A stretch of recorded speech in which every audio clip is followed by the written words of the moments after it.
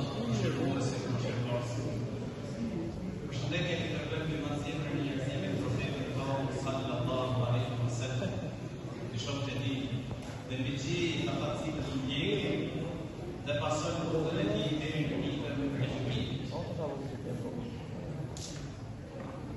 Duke parë gjendjen në të cilën muslimanët ndodhen në ditët e sotme, duke parë edhe sfidat me të cilat përballen dita ditës, vjen në mendje ai hadithi i profetit sallallahu alaihi wasallam, i cili sikur përshkruan kohën me të cilën jetojmë ne. Pra siç kuptohet për fjalët e tij alaihi salam, se do të vijë një kohë ku ai i cili mundohet të kapet praktikojë fenë e Zotit, pra ai sikur me qenë njëri i cili mban në dorën e tij brushë. Pra pse? Se përballet dita ditës me sprova të ndryshme.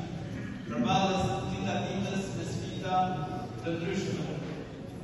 E pikërisht i nevojiten besimtarit sot në shumëti shkaqe të cilat e bëjnë të jemi shëndrueshëm në fenë e Allahut të lartësuar. Dhe shëndrueshmëria ka të bëjë me zemrën, për cilën profeti sallallahu alaihi wasallam e përshkrua si puna e një kuple e cila ndodhet në gjendjen e një penë. Dhe e çon era sa t'jaftas majtës, ashtu është edhe zemra e robit. Por për mëshirës madhe të Allahut të lartësuar për ne, është që i ka borë sharta, shkaqe që na bëjnë jemi të shëndrueshëm dhe të vendosur në fenë e Zotit.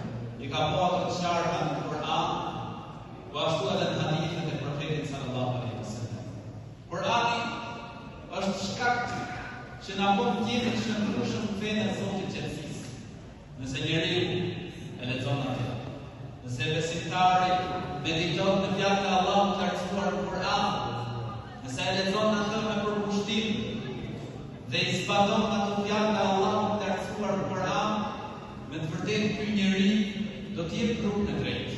Me të vërtetë ky njeri do të ndihmohet prej të Madhit Zot. Ka për ta ndihmuar Allahu i lartësuar që t'i bëj ballë çdo lloj sfide, t'i bëj ballë çdo lloj sprove. Do të lexosh aty në Kur'an historitë e profetëve të Allahut të lartësuar, të cilët u përballen në forma të ndryshme me jo besimtarët. E kur ti lexon ato, të shtohet besimi, të shtohet imani. Lexon historinë e Ibrahimit alayhis salam, për cilin folëm mbrëmjen e kaluar. Edhe do të shikosh se si ai treguai shëndrueshëm fenë e Zotit gjithësisë. E kjo bëhet shkak që ty të shtohet imani. Kjo bëhet shkak që ti jesh i shëndrueshëm. Po ashtu do të lexosh aty në Kur'an edhe se si profetët e Zotit gjithësisë i bën ballë sprovave të dynjas. Për shembull, do të lexosh për Jusufin alayhis salam, kur i erdhi ai gruaja për sprovë me bukuri e pasuri, por si e gjeti zgjidhjen me anë të Allahut, i kërkojnë mbrojtja e Allahut. Pra të orienton se si ti bosh ballë sprovave të dynjas. Vllai i nderuar, motrë nderuar, prej shkaqeve që na bëjnë të jemi të shëndrueshëm në fenë e Zotit gjithësisë, është edhe praktikimi i sunetit profetit sallallahu alaihi wasallam. Në të shkaqet që na bëjnë të jemi të shëndrueshëm në fenë e Allahut të lartësuar, është zbatimi i urdhrave të Allahut të lartësuar. Zoti gjithësisë thot në Kur'an: "Yuthabbitu Allahu alladhina amanu bil qawli thabiti fil hayati dunya wa fil akhirah." Allahu i bën të shëndrueshëm ata që besuan me vepra të mira thon komentatorët në dynja dhe në ahiret i bën të jenë të shëndrueshëm edhe në varr, pra të bëhen pyetjet e varrit. Për shkaqeve që na bëjnë të jemi të shëndrueshëm në rrugën e drejtë, fenë e Allahut të lartësuar është edhe lutja, duaja.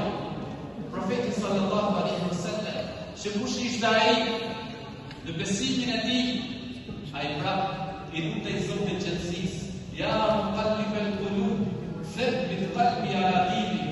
O të si zemrave, boje zemrën time të shëndrueshme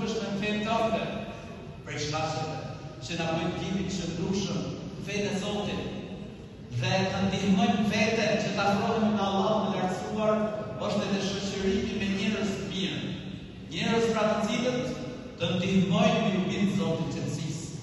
Shoku i mirë, i cili është si thot profeti alayhi salam, el-mar'u 'ala dini khalilihi, falyanzur ahadukum man yukhalil. Njeriu është në fenë e shokut të tij. Prandaj çdo njeri le të shikojë se këtë e merr për shok, këtë e merr për shoqërues. E nëse ti synon, pra që të afrohesh tek Zoti i qetësisë, duhet të mundohesh ose të gjesh një shok të mirë që të ndihmon, ose atë shokun e keq ta bësh si vetja që të afrohet të ty me Allahun e lartësuar. Dhe së fundmi përmendim një ngjarje të Imam Ahmedit, i cili u sprovua te imase me një çështje që ai u bë pikë referencë tek njerëzit, përsa i përket Kur'anit. Dhe fjala e tij pritej pra të jepte gjykimin përfundimtar. Khalifi në atë kohë, mbreti i muslimanëve, ishte në vendimin e kundërt me Imam Ahmedin. E merr imamin, e burgos tortura, por Imam Ahmedi përmend një ndër shkaqet që ka bërë timi i shëndrueshëm, ka qenë shoku im, i cili një ditë thotë, pra shoku i burg, zotësi i tij, i cili thotë për fajin e tij, po Imam, unë nëse e ndryshoj fjalën, s'është se ky njeri për mua. Fundja kush njeh. E nëse ndryshon ti tha, i gjithë ummeti do të pasoj. Këto fjalë tha, u bën shkak që unë të jemi shëndrueshëm në atë vërtetën, në atë fjalën e drejtë. Prandaj vllai, motra ime, mundohu që këto shkaqe të cilat i përmendëm, t'i vëjmë të gjithë së bashku në zbatim. Mundohemi të shoqërohemi me njerëz të mirë, mundohemi ta praktikojmë Kur'anin, sunetin e profetit alayhi salam, dhe sa më shumë lutje e Allahut të lartësuar që t'i bëjmë të kishme këto që quam Allahu shpëtet.